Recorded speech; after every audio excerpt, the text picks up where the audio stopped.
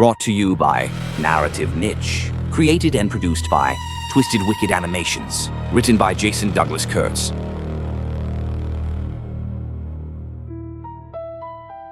Darius Carter in The Black Temple. His mother named him Darius Carter, but D-Stone is what they called him on the streets. D-Stone stood over the body of Tiny, the bullet hole in his forehead, a neat, dark punctuation mark to a life of petty theft. The sirens were still distant, a wail from another world. This was D-Stone's world. He was the king of this concrete jungle, the leader of the black demons, and his word was law, enforced by the muzzle of a Glock. But tonight the law had a new clause. He saw it in the grimy water of a puddle, a reflection that wasn't his own. A shadow cast by no source of light, stretched from the base of a dumpster.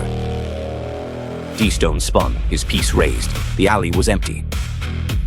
Then he heard it, a dry, rattling whisper that seemed to originate from the bricks themselves. It didn't sound like a voice, but the implication of a voice, a thought forced into his skull. Reap what you sow, Darius. His heart, cold, hard stone in his chest, clenched. He'd heard that phrase 1,000 times in church as a boy, before he'd traded his soul for a street corner. He ignored it, wiping Tiny's blood from his hands with a bandana. He had a meat to make, a shipment to collect. It was Friday night, so D-Stone picked up his crew and hit the boulevard. D-Stone wasn't having any fun. He kept hearing voices like the voice of his mother. The Black Demon's leader needed to be alone to hear what the voices were saying. So he traded in the Cadillac for his bike and went on a ride. Faces leered from the facades of apartment buildings, their eyes hollow and weeping black tears. He swerved, nearly crashing, his breath coming in ragged gasps. Then he saw his mother. She was standing on the corner of 89th, her favorite spot to wait for the bus. She was holding a bag of groceries, looking lost. When she turned, he saw that her eyes were missing, replaced by the same infinite darkness from the alley. She smiled, a wide, grotesque smile that split her cheeks. "My little D-Stone," she gurgled, her voice like stones grinding. "You promised you'd take care of me." He sped off, escaping her phantom form. He couldn't go home. He couldn't go to the trap. Everywhere he went, the Black Demon's territory had become a hive of his own sins. He ended up at the Black Temple, his sanctuary, his fortress. He burst in, slamming the heavy door behind him.